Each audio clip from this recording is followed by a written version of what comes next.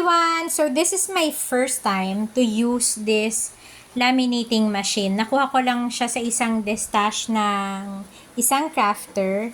And ito yung mga kinat ko na mga cardstock. Tapos pinasok ko siya sa A4 na laminating film. Tapos naglagay lang ako ng distance para yan yung gagamitin ko for cutting them after they have laminated. So, ang sabi dun sa isang video kung saan napanood ko na ginamit niya tong Officom na laminator is that mga 2 to 3 minutes or 2 to 5 minutes bago siya uminit.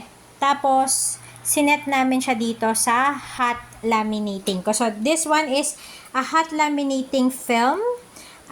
Usually yung mga photo top na nakikita natin, yun yung cold. So, yun yung may mga glitter, etc. But this one, eto makikita nyo, dalawa siya. Papasok mo siya sa loob. Ayan.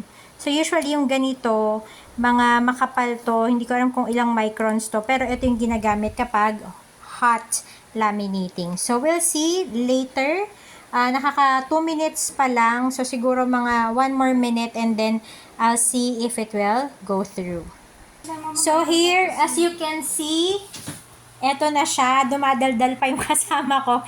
Pero naka-green na siya. So, ngayon, ipapasok na namin siya dito sa machine. Yan. So, pinapasok ko na siya. Ayun. So, nagsisimula siyang kainin ang mga bagay na ipinapasok ko nito. Ayan na siya. So, when you put it there, automatically, kinakain na niya yung mismong film. So, hayaan nyo lang siya. And then, eventually, dun siya lalabas sa kabilang dulo. So, inaalalayan ko lang kasi wala akong holder dito sa may harapan.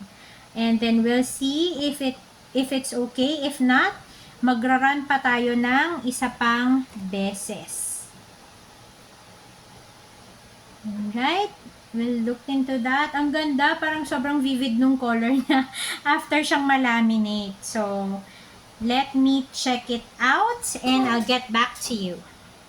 So, akala ko kailangan ko pa siyang i-run ulit pero mukhang well laminated na siya, guys. So, eto na siya. Ang gagawin ko dito ay mga bookmark. So, there you go.